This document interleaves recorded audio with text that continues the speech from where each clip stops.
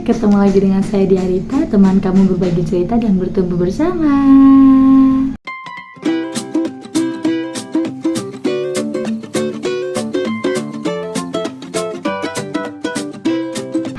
Nah, ada sesuatu yang beda ya kali ini. Jadi backgroundnya dapur aku. Nah, dan aku pengen cerita sesuatu yang berbeda dari yang lain. Video-video lainnya kan mungkin lebih bercerita tentang teori ya. Tapi pada saat ini aku pengen ada sesi baru nih, sesi tentang bagaimana pengalaman aku mengajar anak berkebutuhan khusus case per case ya. Jadi bukan mengajari, bukan menyampaikan suatu teori, tapi pure pengalaman aku aja, oke? Semoga video ini bisa mendapat insight di hati teman-teman juga. Dan kalau memang ada lebih kurangnya, silahkan sampaikan. Atau boleh sharing juga nih pengalaman yang serupa. Dan atau mungkin pengen diskusi juga, silahkan di kolom komentar, oke? Nah, kali ini aku mau bahas satu orang anak yang pernah aku terapi ketika dia berusia 6 atau 7 tahun kalau nggak salah waktu itu. Sekarang kayaknya udah hampir 12 tahun ya, udah lama. Dan aku nggak tahu bagaimana kabarnya sekarang karena aslinya dia tinggal di luar kota. Nah, pada saat dia datang ke Jakarta memang khusus untuk terapi. Jadi terapinya nggak hanya di satu tempat ya, dia juga lakukan terapi di beberapa tempat lainnya. Dan kebetulan di tempat terapi kami, dia melakukan neuroterapi dan juga terapi perilaku atau ABA. Nah, di sini kondisi anaknya memang spektrum autis yang bisa dikategorikan cukup berat karena bukan hanya terlihat dari perilaku atau komunikasi dan bahasa, tapi juga kelihatan dari gestur wajahnya ya, raut mukanya. Jadi dia punya susunan gigi yang agak maju dan tidak rata, kemudian agak panjang lonjong gitu wajahnya, kemudian ada bekas gigitan di bagian lengan kiri dan kanannya yang sudah hampir menghitam ya, karena sering digigit-gigit ya, kelihatan banget lah bekas gigitan. Kemudian fokus kontak matanya juga sangat-sangat minim, oke?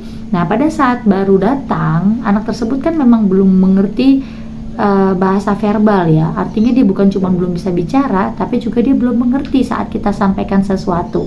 Dan memang reaksinya lebih kepada marah-marah, tantrum ya, wajar lah ya, karena memang dia tidak tahu bagaimana menyampaikan dan dia juga tidak mengerti apa yang orang lain sampaikan.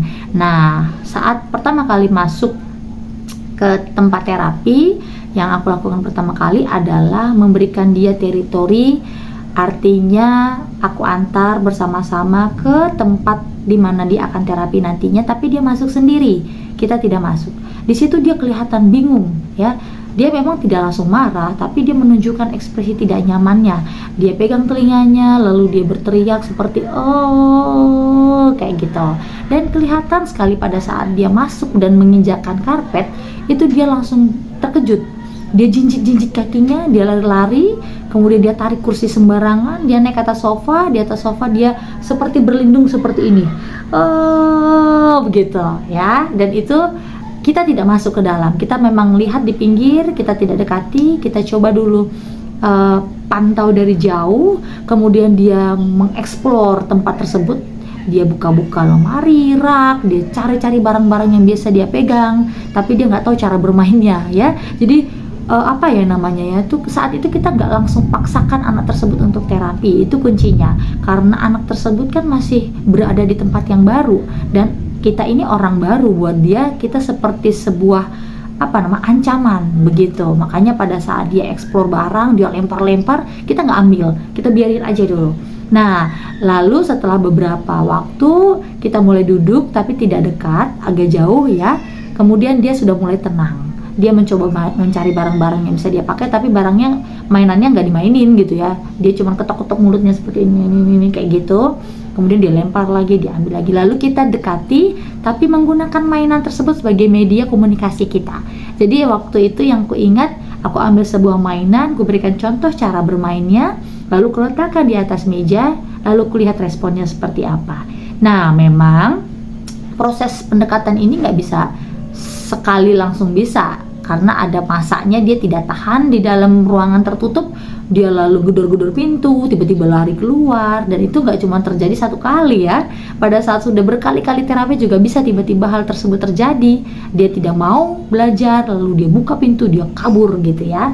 Makanya bisa juga pada saat pertama, pada saat itu ada pendampingnya ya, itu juga aku ajak masuk kita. Jadi kami bertiga di situ. Saat hari pertama kita bermain lebih banyak, lebih ke ngajarin dia cara bermainnya seperti ini. Kemudian kita dekati pelan-pelan ya.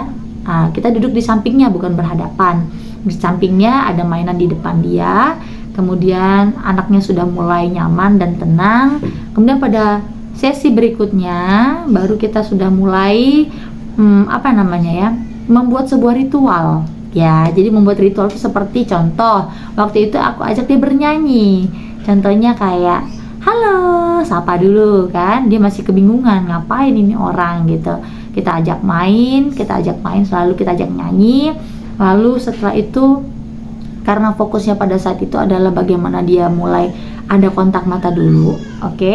Jadi memang tahapan untuk terapi ini nggak langsung serta-merta diajarin yang berat ya, tapi kontak mata dulu. Gimana caranya agar dia bisa lihat kita dan bisa lihat instruksi apa yang kita sampaikan gitu. Jadi kita panggil dulu dia. Jadi dia pada saat main kita panggil nih, misalnya dia tahukah namanya dia gitu, misalnya namanya adalah Dodi gitu kan, Dodi. Nah, apakah dia menoleh pada saat dia lagi kita panggil, pada saat lagi kita duduk berhadapan? Kemudian kita ubah lagi nih metodenya, pada saat lagi dia bermain seru gitu, terus kita panggil dari dekat, Dodi, apakah dia menoleh gitu ya. Kemudian kita coba lagi dari jauh, kita panggil dari jauh, Dodi, kayak gitu. Jadi mulainya dari itu dulu. Pertama aku coba dulu dengan cara memanggil dan dia merespon. Lalu setelah dia mulai merespon, kita pertahankan kontak mata kita dengan dia bertahap, oke? Memang nggak bisa langsung tiba-tiba anak duduk bagus untuk belajar. Jadi bertahap. Misalnya dari dia bisa lihat kita 5 detik, 10 detik, 30 detik, lalu mulailah masuk materi-materi terapi. Nah, pada saat awal memang anak tersebut nggak ngerti apa-apa dan lebih banyak berontak. Tapi yang aku pelajari adalah mereka ini terbiasa dengan ritual. Artinya walaupun nggak paham, tapi mereka bisa menghafal ritual. Jadi ketika kita bilang, ayo duduk, dia langsung tahu duduk di mana dan posisi duduk seperti apa, dia tahu karena terbiasa. Kemudian kita bilang, ayo kita berdoa, dia tahu bagaimana memposisikan tangannya. Pada saat bernyanyi, dia tepuk tangan. Nah, itulah yang bisa kita jadikan bekal untuk mengajarkan materi baru. Artinya diulang-ulang jadi sebuah kebiasaan dan akan dilakukan oleh anak tersebut secara refleks. Nanti ketika sudah berulang-ulang dilakukan, dia seperti kayak momen aha gitu ya. Jadi kayak nangkep, oh kalau dibilang tepuk tangan kayak gini. Jadi ketika nanti di waktu yang lain aku ajak dia tepuk tangan tanpa bernyanyi, dia bisa nangkep tuh, tepuk tangan yuk, dia langsung tepuk tangan seperti ini, kayak gitu ya. Jadi ada tahapan ketika kita mengajarkan suatu materi. Dimulailah dengan situasi yang menyenangkan terlebih dahulu, lalu setelah itu kita anggap anak tersebut sudah cukup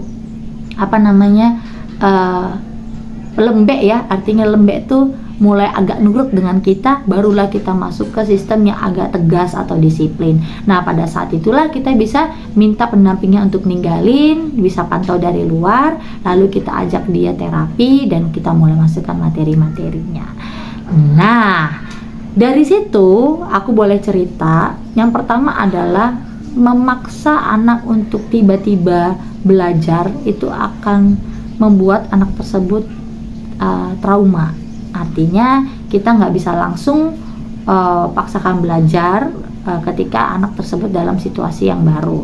Nah, yang kedua, untuk membuat anak tersebut bisa berbicara itu butuh proses. Ibaratnya kalau kita saja lihat bayi baru belajar berbicara di usianya dia yang ke setahun atau 2 tahun dan butuh waktu berbulan-bulan sampai bertahun-tahun untuk bisa banyak kosakata, apalagi dengan anak-anak autis yang memiliki gangguan di otaknya yang berkaitan dengan bahasa ya. Jadi boleh disimpulkan bahwa kita nggak bisa ekspektasi sekali atau 2 kali terapi anak tersebut bisa langsung berbicara, karena progres itu bisa terlihat biasanya sih kalau memang oke ya, bagus, itu bisa sampai 3 3 bulan, 4 bulan baru terlihat progresnya. Nah, ketika kita berharap anak tersebut mampu berbicara, mudah-mudahan orang tua dan teman-teman pendidik di sini memahami polanya ya. Karena ketika anak tersebut tahapan sebelum berbicara itu adalah paham, ketika anak tersebut belum paham, maka besar kemungkinan anak tersebut tidak akan mampu untuk berbicara. Maka kita bisa fokuskan materi ke pemahaman terlebih dahulu. Oke, jadi nggak usah terlalu pusing dengan terapi yang memaksa anak untuk mengeluarkan suara. Jadi kita kadang-kadang memang, jujur aku memang waktu dulu sempat stres ya, memaksakan tersebut gimana caranya bisa keluarin suara. Jadi aku bikin kapas dibasahin tempel-tempel, pakai permen dipancing-pancing, pakai madu biar dijilat-jilat, tiup dengan segala macam sedotan, peluit, lilin, balon, tisu, kemudian raba-raba di sini, terus kita ngomong di depan kaca, kemudian kita pakai es batu, pokoknya banyak banget segala macam untuk membuat dia tuh lebih aware gitu ya dengan motorik mulutnya gitu kan. Nah, itu kita berikan juga, tapi nggak kita paksakan ada hasilnya. Tapi yang kita kejar di awal waktu itu adalah dia paham instruksi kita. Jadi ketika dia terapi ke kita sebulan, dia sudah mulai paham instruksi saat disuruh sesuatu. Kayak misalnya yang simpel dan sederhana ya, duduk sini, kemudian ambil, rapikan, kemudian ketok pintu, kemudian minta, terus kemudian bilang ya, tidak, gitu ya. Itu tuh sederhana, kita ajarkan bahasa tubuh yang membantu dia untuk berkomunikasi sehingga meminimkan kemungkinan anak tersebut marah-marah. Jadi kelihatan banget pada saat udah diterapi 1 bulan kemudian dia jadi lebih tenang ya. Ketika dia pengen sesuatu, dia tarik tangan mbaknya atau dia tunjuk, kemudian dia bilang bisa menolak dan bisa menyetujui dengan cara geleng-geleng atau angguk-angguk. Dan memang belum bersuara atau berbicara, tapi dia sudah mulai keluar suaranya. Pada saat itu memang durasi terapinya tidak terlalu lama ya, karena memang anak tersebut rindu ya dengan keluarganya yang lainnya, mungkin karena di tempat terapi ini hanya dikunjungi oleh ayahnya sekali-sekali kayak gitu ya. Jadi dia kembalilah ke tempat asalnya, tapi setidaknya dia sudah lebih tenang dengan 1 bulan terapi. Lalu 2 bulan terapi dia sudah mulai mengeluarkan suara dan meniru kita. Contohnya kita bilang dia ikut gitu ya. Mungkin bagi yang lain menganggap apaan cuman bisa bilang bagi yang anak berkebutuhan khusus, menunggu dia bersuara itu bisa kita tunggu sampai ada yang 3 tahun belum keluar suaranya, ada yang 4 tahun, dan anak tersebut sampai umur 7 tahun belum ada keluar suara apapun kecuali suara babbling dan teriak. Jadi ketika dia bisa berbicara bilang ketika kita minta dia bilang itu sudah progres. Kalau kita lanjutkan lagi ya optimis lah, pasti ada lagi kosakata baru yang bisa keluar, asal kita tekun dan telaten untuk mengajarinya atau memberikan terapi. Oke, jadi itu pengalaman dari yang kuajarkan terapi pada saat itu. Mudah-mudahan ini bisa menjadi penyemangat buat papa mama dan teman-teman pendidik lainnya yang sedang berusaha gimana caranya nih, apakah anak tersebut nggak bakal ada masa depannya nih, misalnya kalau nggak keluar suara, it's okay. Bahkan ada yang sampai SMP, SMA nggak keluar suaranya tapi bisa belajar. Gimana tuh ceritanya? Oke, nanti aku cerita lagi di momen yang lainnya. Intinya jangan terlalu stres, karena semakin kita paksa anak tersebut, dia juga akan terbeban dan bahkan tidak nyaman dengan kita. Oke, see you on the next video. Salam sehat selalu, bye.